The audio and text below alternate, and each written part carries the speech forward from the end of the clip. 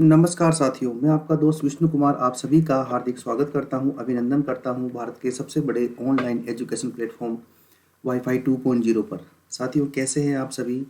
मुझे उम्मीद नहीं, पूरा विश्वास है आप बहुत अच्छे हैं और त्योहारों का फुल मज़ा लिया जा रहा है। जो है दीपावली उत्सव बिल्कुल धूमधाम से मनाया जा रहा है। बहुत ही अच्छी बात है, इससे अच्छी बात क्या हो सकती है। तो साथियों, हमें थोड़ा थोड़ा जो है स्टडी के ऊपर भी फोकस करना है, इससे हमें बच के नहीं रहना है। ठीक है, जिससे हमारी जो तैयारी है उसके अंदर कोई कमी नहीं आए। मैं यूँ नहीं कह रहा कि छुट्टियों का सीजन है इसके अंदर आप 10 घंटे या 12 घंटे पढ़िए, लेकिन 3-4 घंटे अपना जो है नॉर्मल देखते रहिए साथियों। ठीक है ना, वो बड़ी महत्वपूर्ण है, बड़ा इंपॉर्टेंट है आपके एग्जाम पॉइंट ऑफ व्यू से। ठीक है साथियों, तो शुरू करते हैं साथियों। ये चैनल पूरा डेडिकेट है आपके लिए आरपीएससी और आरएसएम एसएसबी बोर्ड की जितनी भी अपकमिंग एग्जाम है उनके लिए।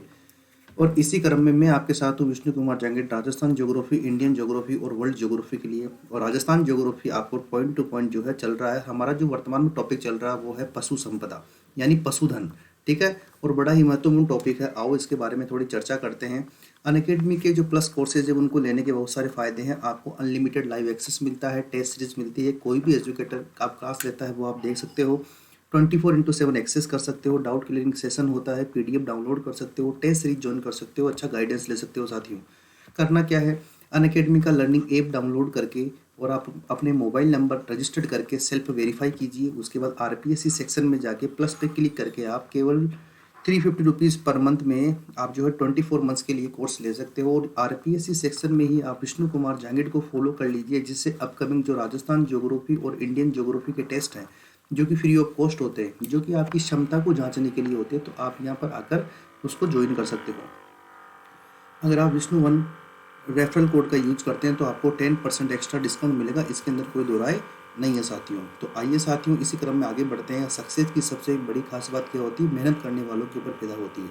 और टॉपिक कौन सा चल रहा है हमारा, राजस्थान में पशुधन। पशुधन के बारे में कल जो हमने स्टडी किया था उसके बारे में एक बार मैं वापस से चर्चा करना चाहता हूँ, बिल्कुल संक्षिप्त 5-7 मिनट के अंदर। तो देखो, कल हमने देखा था कि एस जीडीपी, अगर स्टेट जीडीपी की बात करें तो उसके अंदर लगभग 10 से 11% का हिस्सा है। कितना है, 10 से 11% का हिस्सा।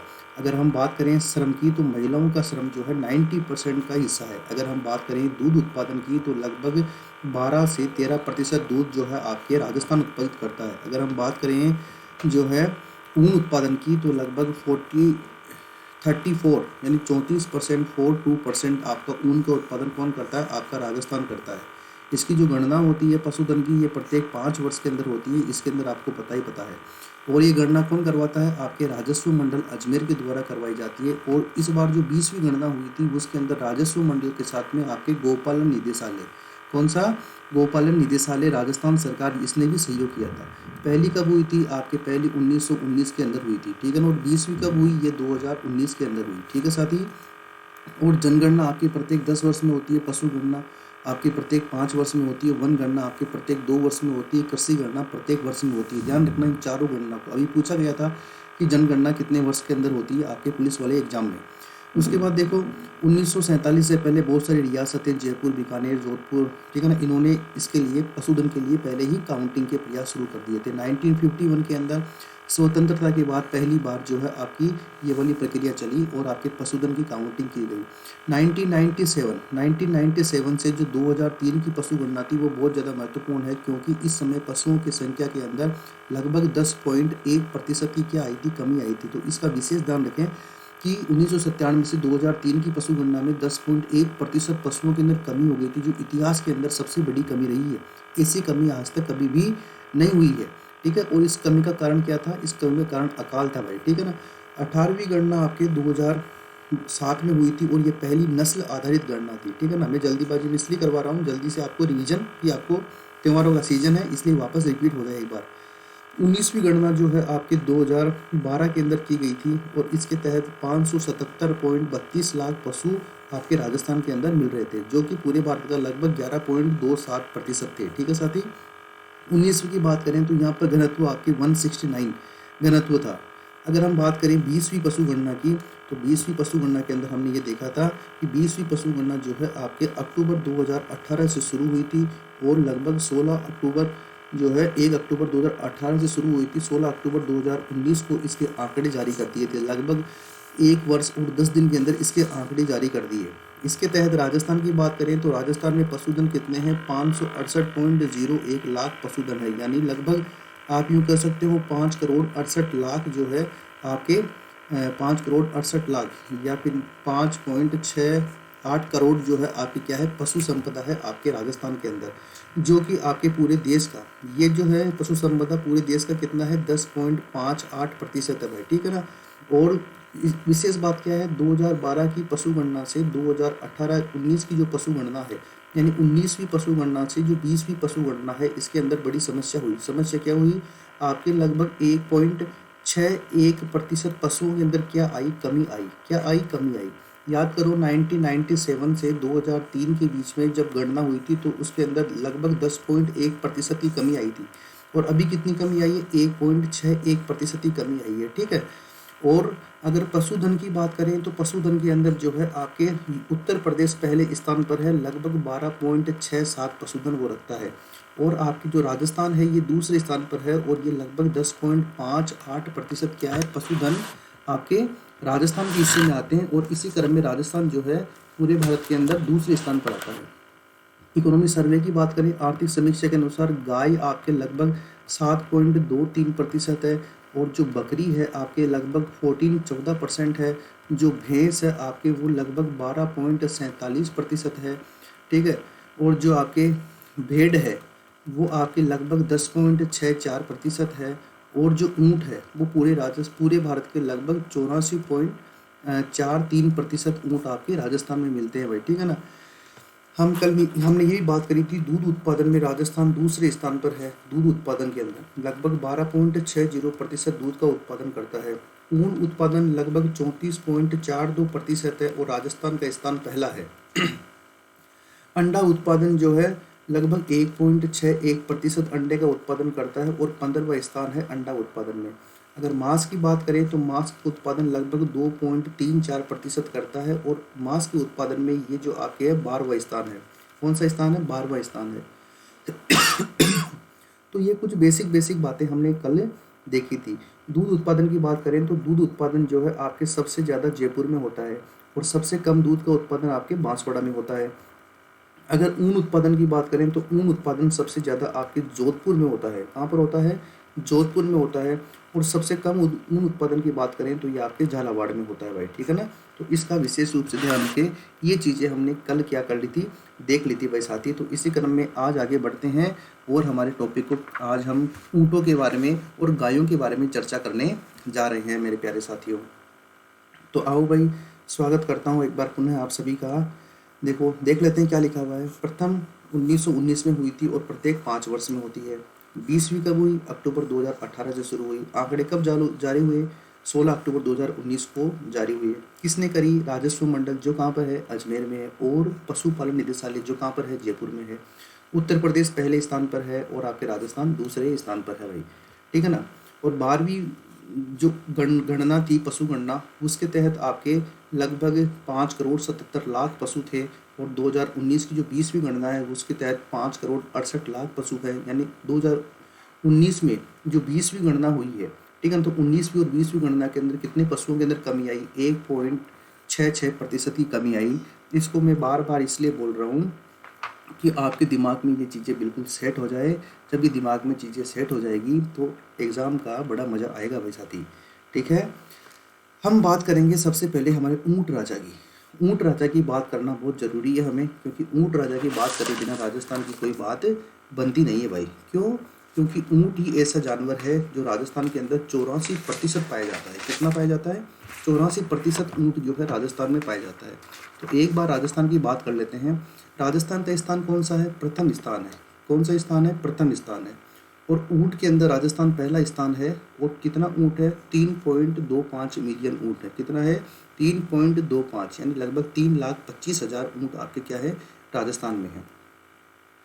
तो देखो 19वीं गणना के अनुसार कितने हुए, 3,25,000 ऊँट आपके राजस्थान में थे, और 20वीं गणना के अनुसार 2,13,000 ऊँट जो है आपके राजस्थान में है। तो देखो भाई प्यारे साथियों, लगभग 3,25,000 यानी 3.25 लाख थे, अभी 2.25 लाख भी नहीं है, यानी 1 लाख और आपके लगभग 12 लाख 1.12 हज़ार जो है आपके कम हो गए हैं यहाँ पे ऊँट।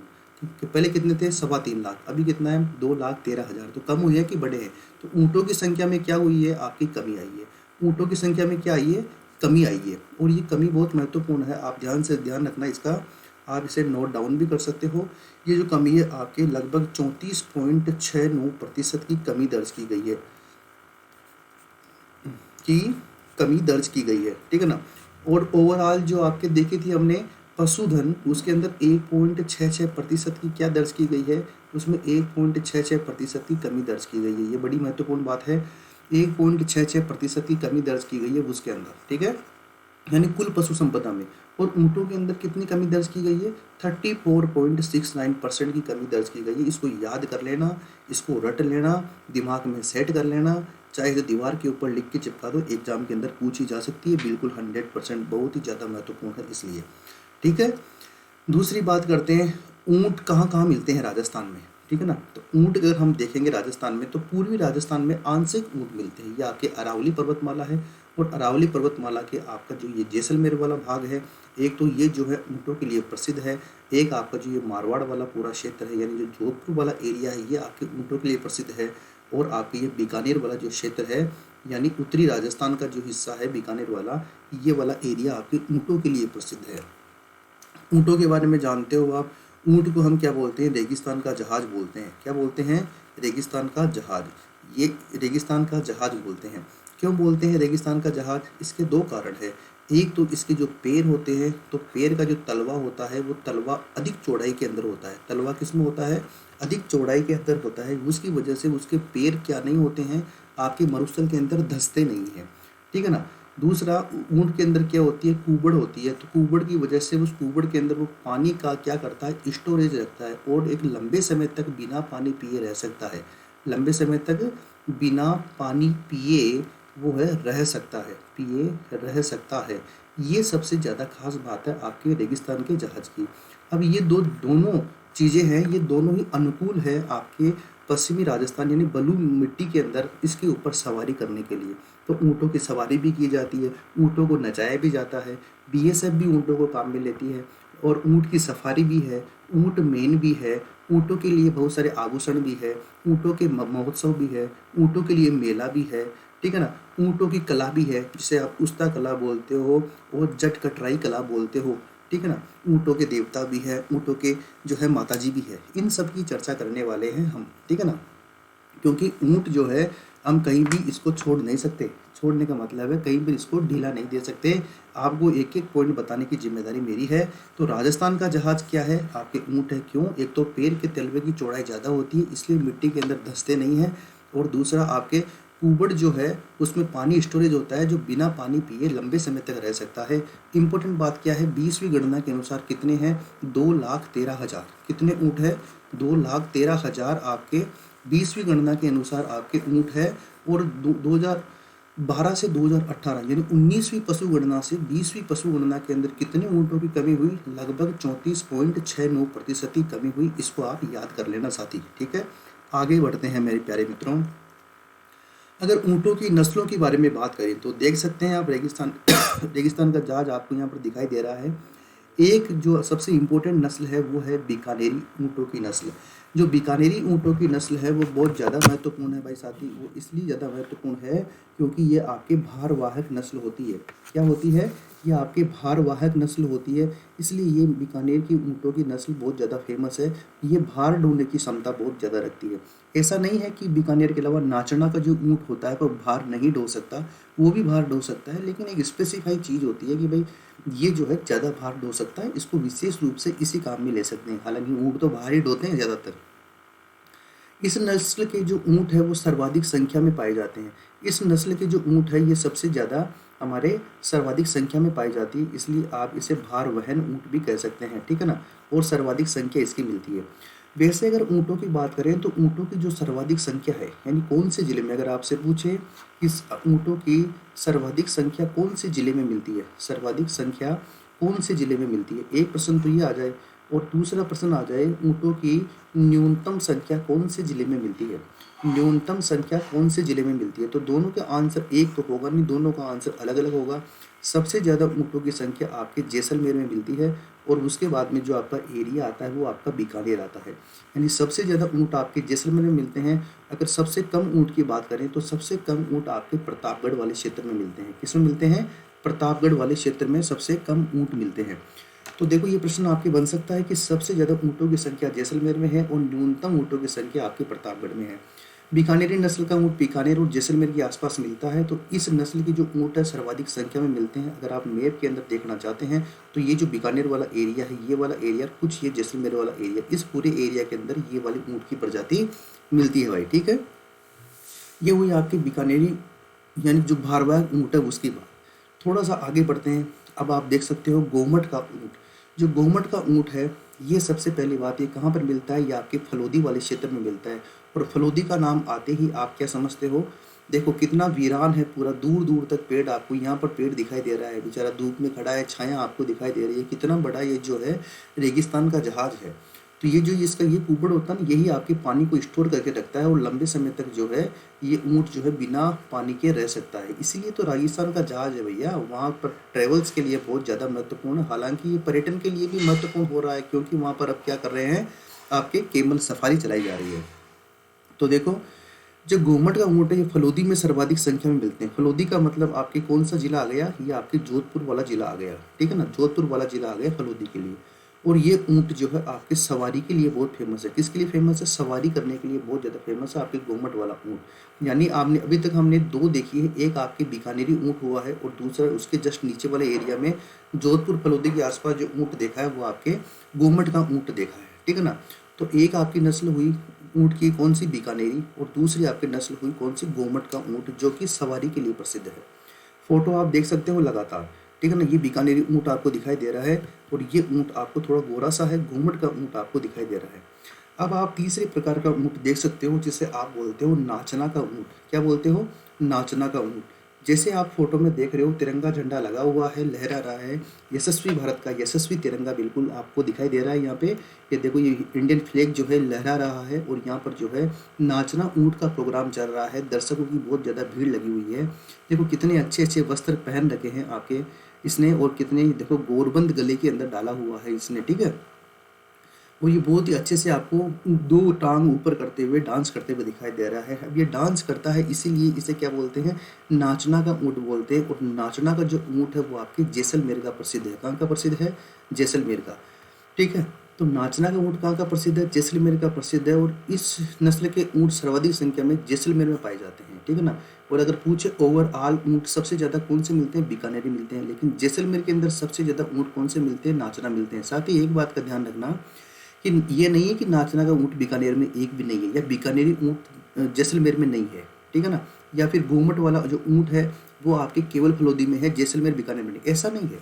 विशेष रूप से जो फेमस है वो नाचना का ऊँट कहाँ का बताया जाता है? जैसलमेर का बताया जाता है। सबसे बड़ी बात बीएसएफ। बीएसएफ का मतलब समझ गए आप? Border security force. अगर नहीं पता आपको बीएसएफ क्या होती है तो आप एक बार बॉर्डर मूवी देखिए और सुनील शेट्टी को देखना, उसके अंदर वो बीएसएफ का एक ऑफिसर होता है बॉर्डर सिक्योरिटी फोर्स का। साथियों सलाम है इन बीएसएफ वालों को और हमारी इंडियन आर्मी को जो हमारी दिन रात हमारी रक्षा करते हैं और हम जो हैं अमन और चैन की नींद लेते हैं। तो एक बार इनके लिए सभी बोलिए जय हिंद। ठीक है, तो ये है आपके बीएसएफ के जो जवान है, जो आर्मी मैन है, वो इसी नस्ल के ऊँटों का अधिक उपयोग करते हैं क्योंकि ये जो है आपके चक्कर वक्कर लगाने के अंदर बहुत ज़्यादा है, थोड़ा चंचल ज़्यादा होता है। ठीक है ना, चंचल का मतलब है कि थोड़ा स्पीड में भी ज़्यादा चलता है ये। ठीक है, इसलिए नाचना का ऊँच बहुत ज़्यादा महत्वपूर्ण है। अगर अन्य नस्लों की बात करें तो एक नस्ल का नाम है सिंधी। सिंधी भी जो है एक आपके ऊँट की नस्ल है। एक का नाम है कच्छी। कच्छी भी आपकी एक ऊँट की नस्ल है। एक का नाम है अलवरी और अलवरी भी क्या है? आपके एक ऊँट की नस्ल है। इसके अलावा एक नस्ल का नाम है गुरहा। एक नस्ल है आपके गुरहा। गुरहा भी क्या है? आपके ऊँट की नस्ल है। और एक ऊँट का नाम है आपके जालोरी। यानी जालोरी जो है ये भी एक ऊँट की नस्ल है। और एक ऊँट की नस्ल का नाम है मारवाड़ी। क्या नाम है? मारवाड़ी। मुख्य रूप से तो आपके बीकानेरी, गोमट और आपके जैसलमेर का जो नाचना ऊँट है वो ही ज़्यादा फेमस है। ठीक है ना, और ये जो आपके जैसलमेर वाला ऊँट है ये आपके किसके लिए फेमस है? ये आपकी सवारी के लिए फेमस है। हालांकि सवारी के लिए जो है गोमट का ऊँट भी फेमस है, लेकिन जैसलमेर का जो नाचना ऊँट है ये भी आपकी सवारी के लिए फेमस है। इसके अलावा सिंधी देखी हमने, कच्छी देखी, अलवरी देखी। अलवरी वाला जो है अलवर के आसपास वाले क्षेत्र में मिलता है। गुरहा, जालोरी और मारवाड़ी, ये इसकी प्रमुख नस्लों के बारे में हमने देखा है भाई। ये जो आपके मैंने नाम बताए हैं इन सब का आप ध्यान रखना, एग्जाम पॉइंट ऑफ व्यू से बहुत ज़्यादा महत्वपूर्ण है ऊँट, और आपके राजस्थान के पॉइंट ऑफ व्यू से भी बहुत ज़्यादा महत्वपूर्ण है आपके ऊँट। अब देखो राजस्थान में ऊँट का जो एक अनुसंधान केंद्र है, ठीक है ना, वो कहाँ पर है, वो जोहड़बीड़। जोहड़बीड़ कहाँ पर है, बीकानेर में है। और बीकानेर के अंदर जो बीकानेरी ऊँट है वो बहुत ज़्यादा मात्रा में मिलता है, बहुत ज़्यादा संख्या में मिलता है, और वो जो है आपके भारवाहक ऊँट है, ठीक है ना। राजस्थान ऊँट अनुसंधान केंद्र ICAR आपकी भारतीय संस्था है, भारत सरकार की संस्था है। तो उसके द्वारा 1984 के अंदर स्थापित किया गया था। ICAR आपके जो भारत की संस्था है भारत सरकार की, उसके द्वारा 1984 में जोहड़बीड़, जहाँ पर आपके गिद्धों के लिए एक कंजर्वेशन क्षेत्र भी बना हुआ है। किसके लिए, गिद्धों के लिए, ईगल। तो यहीं पर आपके ऊँटों का एक अनुसंधान केंद्र है। ऊँटनी का दूध कैल्शियम मुक्त अवस्था में मिलता है, यानी ऊँटनी का जो दूध है, ऊँटनी का जो दूध है उसके अंदर कैल्शियम किस में मिलता है, फ्री पोजीशन में मिलता है, यानी मुक्त अवस्था में मिलता है। इस कारण ऊँट के दूध से दही नहीं जमता, यानी ऊँट के दूध को जमा कर, ऊँटनी के दूध को जमा कर क्या नहीं बनाया जा सकता, दही नहीं बनाया जा सकता, क्योंकि ये उसके दूध की खास बात है। हमारे पश्चिमी राजस्थान में क्या, पूरे राजस्थान में जब हड्डियाँ में दर्द होता है, हड्डियाँ टूट जाती है, तो उसको जोड़ने के लिए और ताकत ज़्यादा लाने के लिए ऊँटनी का दूध पीते हैं, है ना। इसका मतलब ये नहीं है कि अगर आप में ताकत कम है, इस बात को सुन लिया आपने और लगातार ऊँटनी का दूध पी रहे हैं सुबह शाम, ऐसा नहीं है। उसका लिमिटेशन होता है, मात्रा होती है। गाय के दूध में और इसके दूध में फ़र्क है भाई, ठीक है ना। इसके अंदर कैल्शियम मुक्त अवस्था में पाया जाता है, तो शायद ये हमारे बॉडी के लिए उतना सूटेबल नहीं है, इसलिए मेडिसिन के रूप में इसे लेते हैं भाई, ठीक है। आगे आओ, कुछ और विशेष बात करता हूँ मैं ऊँटों के बारे में। अगर आपसे पूछे कि ऊँटों का जो बच्चा होता है वो क्या कहलाता है, तो उसे बोलते हैं टोल्डिया। क्या बोलते हैं, टोल्डिया। और ऐसे ही जो ऊँटों की जो ऊँटनी होती है, अगर वो बच्ची ऊँटनी है, यानी छोटी है, लेडी है, ठीक है ना, और ये मेल है, ये फीमेल है, तो जो टोल्डिया होता है वो आपके ऊँट का बच्चा होता है। ऊँट का क्या होता है, बच्चा होता है, ठीक है ना। और टोल्डी क्या होती है, ये छोटी ऊँटनी होती है। क्या होती है, छोटी, यानी फीमेल आपके जो है केमल होता है भाई, ठीक है ना। अगर आपसे पूछे कि ऊँटों का देवता कौन है, ऊँटों का देवता कौन है, तो जल्दी से मुझे बता दो आप कमेंट करके। ऊँटों का जो है आपके देवता कौन है, वो आपके श्री पाबूजी, आपके लोक देवता पाबूजी को क्या बोलते हैं, ऊँटों के देवता बोलते हैं भाई, ठीक है ना। ऐसे अगर आपसे पूछ ले एग्जाम के अंदर, क्योंकि एग्जाम में पूछा जा सकता है कि ऊँटों की देवी कौन सी है, ऊँटों की देवी कौन सी है, तो प्यारे मित्रों आपको मैं बता देता हूँ, एक अंता माता है, श्री अंता देवी है। और अंता देवी का जो मंदिर है ये आपके राव जोधा के पुत्र राव बीका की नगरी बीकानेर में है। कहाँ पर है, बीकानेर में। अंता देवी ये ऊँटों की आपके देवी है। अगर आपसे पूछे कि ऊँटों का गले का प्रमुख आभूषण कौन सा है, आभूषण, और ये आभूषण कहाँ, गले का प्रमुख आभूषण कौन सा है, तो उसका नाम क्या है, गोरबंद। क्या नाम है, गोरबंद। और आप जानते हो गोरबंद के नाम से आपके राजस्थान के अंदर गीत भी चलते हैं। तो आभूषण जो है वो गले के अंदर पहनता है ऊँट, यानी पहनाते हैं हम, वो तो क्या पहनेगा अकेला, तो उसे क्या बोलते हैं, गोरबंद बोलते हैं, ठीक है ना। इसके अलावा अगर आपसे पूछे कि काठी क्या है, तो काठी उसका एक पहना हुआ है ऊँट का, ठीक है ना। इसके अलावा गोरबंद उसके गले का आभूषण हो गया। उसके जो पैर होते हैं, तो उस पैर को गोडा बोलते हैं सामान्य भाषा में, तो गोड़िया उसके पैर के अंदर पहनने वाला एक कपड़ा होता है। इसके अलावा उसके मुंह के ऊपर पहनने वाला एक वस्त्र होता है जिसे मोरखा बोलते हैं। तो काठी, गोड़िया और मोरखा ये सभी क्या है, ये आपके ऊँट के वस्त्र हैं। क्या है, ये ऊँट के वस्त्र है। एग्जाम में पूछा जा सकता है भाई, ठीक है ना, क्योंकि एग्जाम वाला क्या है, अगर अपने पे आ जाए और अगर बिल्कुल बढ़िया तरीके से बिगड़ जाए तो वो कुछ भी पूछ सकता है। तो हम बिल्कुल तैयार रहेंगे, चाहे वो कितना भी बिगड़ जाए, हमारा कुछ नहीं बिगाड़ सके। हम इतनी प्रिपरेशन करके जाएंगे एग्जाम में। अगर आपसे पूछे कि ऊँट का महोत्सव कहाँ मनाया जाता है, क्या पूछे कि ऊँट का महोत्सव कहाँ मनाया जाता है, तो ऊँट का महोत्सव कहाँ मनाया जाता है, आपके बीकानेर में मनाया जाता है। कहाँ पर मनाया जाता है, बीकानेर के अंदर आपके ऊँट का महोत्सव मनाया जाता है। इस बात को आप भूलिएगा नहीं। अगर आपसे पूछे कि ऊँट का महोत्सव बीकानेर में मनाया जाता है, लेकिन ऊँटों का मेला कहाँ पर लगता है, ऊँटों का जो मेला लगता है ये आपके लगता है तीर्थों के मामा पंचम तीर्थ, ठीक है ना, या तीर्थराज जिसको आप बोलते हो पुष्कर, ठीक है ना। माघ पूर्णिमा कार्तिक पूर्णिमा को यहाँ पर मेला लगता है। पुष्कर में दीपदान की परंपरा है। तो यहाँ पुष्कर कहाँ पर है, आपके अजमेर में है। यहाँ पर ऊँटों का क्या लगता है, मेला लगता है भाई, ठीक है ना। और ऊँट महोत्सव कहाँ पर मनाते हैं, बीकानेर में। अगर आपसे पूछे कि राजस्थान में केमल मेन के नाम से कौन प्रसिद्ध है, तो ध्यान रखना, केमल मेन के नाम से आपके एक व्यक्ति है, श्री अशोक टांक। क्या नाम है, अशोक टांक। श्री अशोक टांक पश्चिम राजस्थान के हैं। और श्री अशोक टांक जो व्यक्ति है आपके केमल मेन के नाम से प्रसिद्ध है। अगर आपसे एग्जाम वाला पूछ ले कि बताइए भाई, आपने केमल सफारी का नाम सुना होगा, जैसे लोयन सफारी होती है, टाइगर सफारी होती है, वैसे केमल सफारी कहाँ की प्रसिद्ध है, तो आपके सम तहसील है। और ये जो सम तहसील है ये आपके जैसलमेर में है। कहाँ पर है, जैसलमेर में है। ये सम तहसील जैसलमेर के अंदर केमल सफारी बहुत फेमस है भाई, ठीक है ना। अब देखो, इसकी अगर हम बात करें हस्तकला की, तो ऊँट के लिए दो तरह की हस्तकला होती है। एक हस्तकला जिसे आप बोलते हो उस्ता कला। क्या बोलते हो, उस्ता कला। एक को क्या बोलते हो आप, उस्ता कला। और जो दूसरी है उसे क्या बोलते हो, जट कटराई। क्या बोलते हो, जट कटराई। तो देखो, सबसे पहली बात है, ये जो उस्ता कला होती है ये तो ऊँट की खाल पर की जाती है। किस पर की जाती है, ऊँट की खाल पर की जाती है, ठीक है ना। जबकि जो जट कटराई होती है ये भी एक कला है।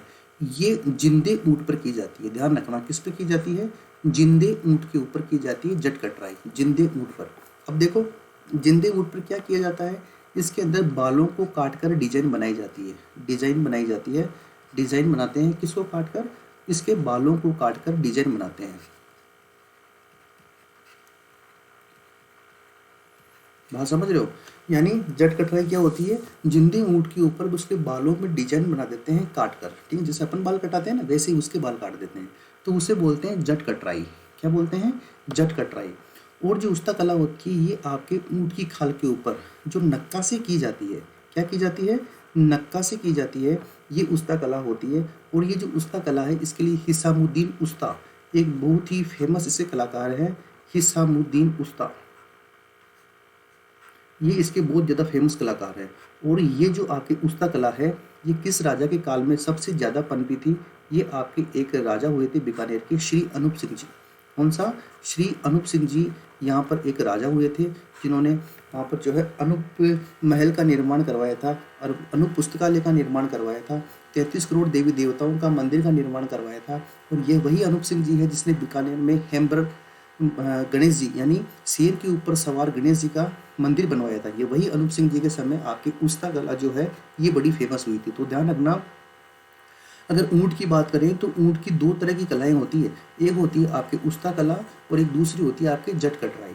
उस्ता कला ऊँट की खाल पे की जाती है, नक्काशी की जाती है। हिसामुद्दीन उस्ता प्रमुख कलाकार है और किसके काल में, श्री अनूप सिंह, राजा अनूप सिंह के काल में विकसित हुई थी। जट कटराई जिंदे ऊँट के ऊपर जैसे हम बाल कटाते हैं नाई के पास जाके, वैसे ही इसकी बालों की डिजाइन बना देते हैं, जिसे क्या बोलते हैं, जट कटराई बोलते हैं, ठीक है। एक बात और ध्यान रखना, आपके राजस्थान के अंदर पहले ऊँट की कुर्बानी दी जाती थी। क्या दी जाती थी, ऊँट की कुर्बानी। और ये जो मुबारक महल आपके टोंक में है यहाँ पर आपके ऊँट की कुर्बानी दी जाती थी। अब क्या है, ऊँट की कुर्बानी देने और ऊँट 34% की ऊँट के अंदर कमी हो गई ऊँटों के अंदर, ठीक है ना, 34.96% की। तो इस कुर्बानी को रोकने का निर्णय लिया गया और हमने एक तारीख आई थी 30 जून 2014। 30 जून 2014 को ऊँट को क्या हमने राज्य पशु घोषित कर दिया। क्या घोषित कर दिया, राज्य पशु घोषित कर दिया। अब आप बोलोगे साहब राज्य पशु तो पहले ही हमने घोषित कर रखा है। तो मेरे प्यारे साथी, जो आपका राजस्थान का राज्य पशु है वो पहले वन्य जीव की श्रेणी में था और ये जो राज्य पशु है ये आपके पालतू जीव की श्रेणी में है। कौन सी श्रेणी में है, पालतू जीवों की श्रेणी में है आपके ऊँट वाला राज्य पशु। इसके बाद में ये जो आपके अधिनियम लागू किया गया, इस अधिनियम के बाद में एक अधिनियम और लेके आए जिसका नाम था ऊँट वध रोक अधिनियम। ऊँट वध रोक अधिनियम। और ये जो ऊँट वध रोक अधिनियम था इसको 2014 में लागू कर दिया। उसके बाद में प्रत्येक वर्ष टोंक के अंदर ऊँट की जो कुर्बानी लगती थी उस कुर्बानी को क्या कर दिया, बंद कर दिया। क्या कर दिया, बंद कर दिया। यानी अब जो है ऊँट की कुर्बानी आप नहीं लगा सकते, क्योंकि एक तो ऊँट क्या है, राज्य पशु है और कौन सी श्रेणी में है, आपके पालतू जीवों की श्रेणी में है। और 30 जून 2014 को यह अधिनियम पारित करके इसकी ऊँटों की हत्या के ऊपर रोक लगा दी थी और ऊँट वध रोक अधिनियम 2014 लागू कर दिया, जिससे बिल्कुल पूर्णतः रोक लग गई। तो साथियों, ये कुछ बेसिक बात थी आपकी किसके बारे में, आपके ऊँटों के बारे में। अब मुझे बताओ, इसके बाहर ऊँटों के बारे में कुछ पूछा जा सकता है क्या? मुश्किल है भाई, इसके बाहर कुछ पूछा जाएगा? एक बार वापस देख लेते हैं। 20वीं गणना के अनुसार ऊँटों की संख्या कितनी है? 2,13,000, ठीक है ना। इसे रेगिस्तान का जहाज बोलते हैं। 19वीं गणना से 20वीं गणना में कितनी कमी हुई? 34.69% की क्या आई है? कमी आई है। बीकानेरी ऊँट सबसे ज़्यादा संख्या में है और भारवाहक है और बीकानेर में मिलते हैं। गोमट का ऊँट फलोदी में है और जो जोधपुर में ज़्यादा मिलता है। नाचना का ऊँट जैसलमेर में बीएसएफ के जवान इसका यूज करते हैं। इसके अलावा सिंधी, कच्छी, अलवरी, गुरहा, जालोरी और मारवाड़ी, ये सभी क्या है आपके ऊँटों के आपकी जो है नस्लें हैं। ऊँट अनुसंधान केंद्र जोहड़बीड़ बीकानेर में है। दूध में कैल्शियम मुक्त अवस्था में मिलता है, इसलिए इसका दही नहीं जमता। टोल्डिया और टोल्डी, ऊँटनी का बच्चा टोल्डी और ऊँट का बच्चा टोल्डिया। बच्चा तो ऊँटनी का ही होता है, लेकिन मेल और फीमेल की बात है। ऊँटों के देवता श्री बाबूजी और ऊँटों की देवी अंता देवी बीकानेर। ऊँटों का गले का आभूषण गौरबंद कहलाता है, जो आपके गीत भी है, राजस्थान लोकगीत भी है। इसके अलावा काठी, गोडिया और मोरखा ये ऊँट के वस्त्र हैं। ऊँट महोत्सव बीकानेर में बनता है। ऊँटों का मेला पुष्कर अजमेर में लगता है। केमल मेल श्री अशोक टांग जी है। केमल सफारी सम जैसलमेर में है। ऊँट की कुर्बानी पहले टोंक में लगती थी, अब क्या है ये ऊँट की कुर्बानी अब क्या है, अब बंद हो गई है, ठीक है। 30 जून 2014 को इसे राज्य पशु घोषित किया गया पालतू जीव श्रेणी में, और ऊँट वध अधिनियम हमने 2014 में लागू किया। अब ऊँटों की हत्या नहीं कर सकते। हस्तकला की बात करें तो इसके ऊपर दो है। उस्ता कला ऊँट की खाल पर नक्का से की जाती है। हिसामुद्दीन उस्ता इससे कलाकार हैं, जिन्हें पद्मश्री भी सम्मानित किया गया है भारत सरकार ने, और श्री अनूप सिंह जी काल में शुरू हुई थी। जट कटराई जिंदे ऊँट के ऊपर की जाती है। ये डिजाइन बनाई जाती है बालों को काटकर, तो इसे बोलते हैं जट कटराई। तो मेरे प्यारे साथी, ये था आपके ऊँट। समझ में आया हो तो कमेंट करके बता दीजिए, कोई दिक्कत नहीं है। अब हम बात करते हैं हमारे गाय के बारे में। साथियों, गाय जो है बहुत ज़्यादा महत्वपूर्ण है हमारे राजस्थान में। राजस्थान में क्या, गाय तो पूरे भारत में ही महत्वपूर्ण है। और नेपाल ऐसा देश है जिसने गाय को क्या घोषित किया है? राष्ट्रीय पशु घोषित किया है। क्या घोषित किया है? राष्ट्रीय पशु। यानी नेपाल ने अपने आप को डिक्लेयर कर दिया कि वो हिंदू राष्ट्र है। कौन से राष्ट्र है? हिंदू राष्ट्र है। और उन्होंने नेपाल को क्या नेपाल का राष्ट्रीय पशु क्या है? गाय है, ठीक है। भारत में ऐसा नहीं है। भारत सर्व धर्म संभाव वाला देश है। यहाँ पर सब इक्वल है, ठीक है ना। इसलिए यहाँ का जो राष्ट्रीय पशु है वो टाइगर है। क्या है? टाइगर, ठीक है। तो देखो, 19वीं गणना की बात करें तो यहाँ पर 1 करोड़ और 33 लाख, 1 करोड़ और 33 लाख जो है आपकी गायों की संख्या थी। अगर हम बात करें 20वीं में तो इसकी संख्या हो गई 1 करोड़ और 39 लाख। तो बताओ, वृद्धि हुई है कि कमी हुई है? 33 लाख छोटे हैं, 39 लाख बड़े हैं। यानी 19वीं गणना से 20वीं गणना के अंदर हमने गायों के अंदर क्या देखी? वृद्धि देखी। और ये वृद्धि कितनी है? ये वृद्धि है 4.41% की। कितनी है मेरे प्यारे साथी? 4.41% की हमने गायों के अंदर क्या देखी है? वृद्धि देखी है। ये सबसे ज़्यादा महत्वपूर्ण है। देखो, पिछली गणना के अंदर सबसे ज़्यादा गायें आपके उदयपुर में थी। कहाँ पे थी? उदयपुर में। लेकिन अगर गायों की बात करें, अगर आपसे पूछे कि सर्वाधिक संख्या, देखो यहाँ पे लिखा हुआ है 20वीं गणना आपके 1 करोड़ 39 लाख, ठीक है ना। चलो ये मान लिया हमने। उसके बाद हम देखते हैं 20वीं जो आपकी पशु गणना है उसके तहत जो आपकी संख्या है वो 1 करोड़ 39 लाख है। कितनी है?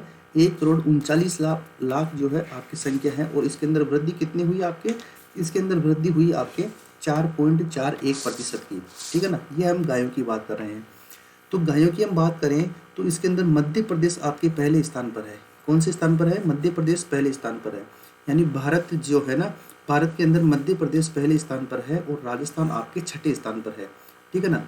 यानी एमपी जो है पहले स्थान पर है और राजस्थान कौन से स्थान पर है? आपके 6th स्थान पर है। अगर राजस्थान में पूछे कि राजस्थान के अंदर सर्वाधिक गाय कहाँ पर है, तो ध्यान रखना पहले उदयपुर था, लेकिन अभी राजस्थान के अंदर सर्वाधिक गाय आपके कहाँ पर हो गई है? बीकानेर में हो गई है। और सबसे कम गाय, अगर आपसे पूछे कि सबसे कम गाय कहाँ पर है, गायों की संख्या, तो ये धौलपुर बिल्कुल सही है। तो 2 आंसर हो गए हैं। एक है सर्वाधिक गायों की संख्या और एक है आपके न्यूनतम गायों की संख्या। कहाँ पर? राजस्थान में। तो सर्वाधिक गायों की संख्या आपके बीकानेर में है। कहाँ पर है? बीकानेर में है। और न्यूनतम गायों की संख्या आपके सबसे छोटे जिले जिसका नाम है धौलपुर, यहाँ पर है। तो ये हुई सर्वाधिक गायें और न्यूनतम गायों की बात। एग्जाम पॉइंट ऑफ व्यू से मैं आपको हर चीज़ बताते चल रहा हूँ, वो भी फुल डिटेल में, जिससे आपके एग्जाम के अंदर कहीं भी कोई दिक्कत नहीं आए। ठीक है साथियों, आगे बढ़ते हैं थोड़ा सा। अब देखो, हम आगे बढ़ते हैं और उसके बाद में देखते हैं एक बार राजस्थान की चर्चा करके। राजस्थान की चर्चा करते हैं तो देखते हैं, ये आपका लगभग राजस्थान का मैप है जो कि स्केल के ऊपर आधारित नहीं है, केवल बेसिक आपको मोटा मोटा, ये आपका पूर्वी राजस्थान, ये आपका पश्चिमी राजस्थान, ये आपका उत्तरी राजस्थान और ये आपका दक्षिणी राजस्थान। एक बार हम देखते हैं गायों की नस्लें। यहाँ से प्रश्न आता ही आता है, नस्ल किसकी देखते हैं हम? गाय की नस्ल देखते हैं। तो देखो मेरे प्यारे साथियों, यहाँ पर एक नस्ल मिलती है साथियों जिसका नाम है राठी। क्या नाम है? राठी। देखो, इस मैप से पढ़ने का एक फ़ायदा ये होगा कि इस मैप में आपको ये याद हो जाएगी कौन सी नस्ल कहाँ पर है। उसके बाद में यहाँ पर जो हरियाणा का बॉर्डर लगता है, तो यहाँ पर एक गाय की नस्ल मिलती है जिसका नाम है हरियाणवी। क्या नाम है मेरे प्यारे साथी? हरियाणवी। उसके बाद में थोड़ा सा आगे चलते हैं, यहाँ पर आपके अलवर और भरतपुर वाले एरिया के अंदर यहाँ पर तीसरे प्रकार की नस्ल गाय की मिलती है जिसका नाम है मेवाती। क्या नाम है? मेवाती। उसके बाद में पूरा का हम दक्षिण पूर्वी राजस्थान हाड़ौती के पठार पे चलते हैं। तो इस हाड़ौती के पठार पर और दक्षिणी राजस्थान में इस पूरी जगह पर, यानी इस जगह पर आपके एक गाय का नस्ल मिलता है जिसका नाम है आपके मालवी। क्या नाम है? मालवी गाय। देखो बच्चों, देखना तो पड़ेगा, समझना पड़ेगा, ठीक है ना। राठी, हरियाणवी, मेवाती और मालवी। उसके बाद थोड़ा सा ऊपर चलते हैं। जब ऊपर चलते हैं तो यहाँ पर ये अजमेर के आसपास वाला क्षेत्र है, तो यहाँ पर एक गाय की नस्ल मिलती है जिसका नाम है गिर। ठीक है। उसके थोड़ा आगे चलते हैं तो यहाँ पर एक नागौर वाला क्षेत्र है, और यहाँ पर जो गाय और बैल की नस्ल मिलती है उसे बोलते हो आप नागौरी। क्या बोलते हो? नागौरी। उसके बाद में उदयपुर वाला, जो उदयपुर और यहाँ पर आपके सिरोही वाला जो क्षेत्र है, यहाँ पर एक गाय की नस्ल मिलती है आपके जिसका नाम है सांचोरी। क्या नाम है? जालोर, सिरोही, उदयपुर के एरिया में एक सांचोरी नाम की गाय मिलती है, सांचोरी नस्ल की। अभी एक एक की चर्चा करने वाले हैं। उसके बाद में थोड़ा सा और ऊपर चलते हैं, आप जालोर को क्रॉस करते हैं और बाड़मेर के आसपास आते हैं, तो यहाँ पर आपको एक गाय मिलती है जिस गाय का नाम है आपके कांकरेज। क्या नाम है? कांकरेज। कांकरेज नस्ल की जो है यहाँ पर गाय मिलती है भाई। उसके बाद थोड़ा सा और ऊपर आते हो तो यहाँ पर आपके भूगर्भीय जलपट्टी है। कौन सी जलपट्टी है? भूगर्भीय जलपट्टी है। और इस वाले एरिया के अंदर जो है आपके एक गाय मिलती है जिस नाम से पाकिस्तान के अंदर एक जिला भी है, और उस गाय की नस्ल का नाम क्या है? थार पारकर। क्या नाम है मेरे प्यारे साथी? थार पारकर। तो देखो, ये हमारी मुख्य रूप से कितनी नस्लें हैं? 9 नस्लें हैं जो कि राजस्थान के अंदर मिलती है। इसके अलावा 3 आपकी नस्लें और है जो कि विदेशी नस्लें हैं। 3 नस्लें कैसी है? विदेशी नस्लें हैं। तो एक बार देख लेते हैं कौन कौन सी नस्लें हैं विदेशी। अगर हम विदेशी नस्लों की बात करें, यूँ मत समझना कि ये गाय जो है इस मैप के बाद में ख़त्म हो गई। ये मैप तो आपको समझाने के लिए, समझ विकसित करने के लिए है विदेशी नस्ल, क्योंकि मैंने पहले ही कह दिया था 0 लेवल से हाई लेवल चलेगा, इसके ऊपर आपको कहीं पर भी देखने की आवश्यकता नहीं पड़ेगी, ठीक है ना। क्योंकि मैं तो एक ही बात मानता हूँ, या तो जान लगा दो या फिर जाने दो, या तो आप पढ़ाओ मत। मैं सभी फैकल्टी के लिए और मेरे लिए अप्लाई करता हूँ, अगर आप पढ़ाओ तो ऐसा पढ़ाओ कि बच्चा या कोई आपके साथ में दोस्त जुड़ रहा है तो उसका 1 घंटा खराब नहीं हो। विदेशी नस्ल की बात करें तो सबसे पहली नस्ल आती है आपकी जर्सी गाय। कौन सी गाय आती है? जर्सी गाय। और जर्सी गाय कहाँ की है? आपके संयुक्त राज्य अमेरिका की है। नंबर 2 की बात करो तो एक गाय आती है जिसका नाम है होलिस्टन। नाम सुना है? होलिस्टन। और होलिस्टन जो है ये भी आपके संयुक्त राज्य अमेरिका की है। और होलिस्टन गाय जो है सर्वाधिक दूध देती है। क्या देती है? सर्वाधिक दूध देती है। इसके अलावा नंबर 3 पॉइंट की बात करो तो एक गाय आती है जिसकी नस्ल है रेड डेन। क्या नाम है? Red den. और रेड डेन जो है ये आपके डेनमार्क की गाय है। कहाँ की गाय है? डेनमार्क की गाय है। तो साथियों, ये आपकी लगभग 12 प्रकार की 12 नस्लें जो है आपकी गायों की मैंने आपके सामने प्रस्तुत करी है, मैंने आपको बताया है और इसके बारे में कुछ फैक्चुअल बातें बताई है। इसके बाद देखो, हम बात करेंगे राठी। देखो ये राठी गाय आपको दिखाई दे रही है किस तरह से खड़ी है और किस तरह का देखो इसका बनावट है, कितनी सुंदर दिखाई दे रही है। तो इसी आधार पर हम आगे स्टडी करेंगे। और मेरे प्यारे साथी, आज के लिए इतना ही है। इसके आगे जो है हम कल अध्ययन करेंगे। त्योहारों का सीजन है, ज़्यादा समय मैं आपका लूँगा नहीं क्योंकि आप भी व्यस्त व्यक्ति हैं, व्यस्त हैं ज़्यादा। इसलिए व्यस्त जब ज़्यादा होते हैं तो व्यक्ति जो है अस्त व्यस्त हो जाता है। इसलिए कम व्यस्त रहिए और स्वस्थ रहिए साथियों। ठीक है ना। तो हमने क्या देखा, गाय के बारे में डिस्कशन शुरू कर दिया है, गाय कंप्लीट नहीं हुई है। इसके अलावा हमने जो ऊँट के बारे में इतना ज़बरदस्त स्टडी किया है कि यहाँ से कोई भी प्रश्न बाहर जाने की संभावना नहीं है। देखो मैं एक एक फ़ोटो आपके लिए लेके आता हूँ जिससे मेरे दोस्तों को बिल्कुल चीज़ें याद हो जाए और याद होने के बाद में कहीं पर भी कोई गड़बड़ नहीं हो और एग्ज़ाम में टॉप करने के लिए बिल्कुल पूरी की पूरी मेरी उम्मीद है कि आप एग्ज़ाम में टॉप करोगे। तो साथियों, आज के लिए इतना ही है। जल्दी ही मिलते हैं आपसे और त्योहारों का एंजॉय कीजिए और अपने स्वास्थ्य का ध्यान रखिए। तब तक के लिए नमस्कार, जय हिंद, जय भारत।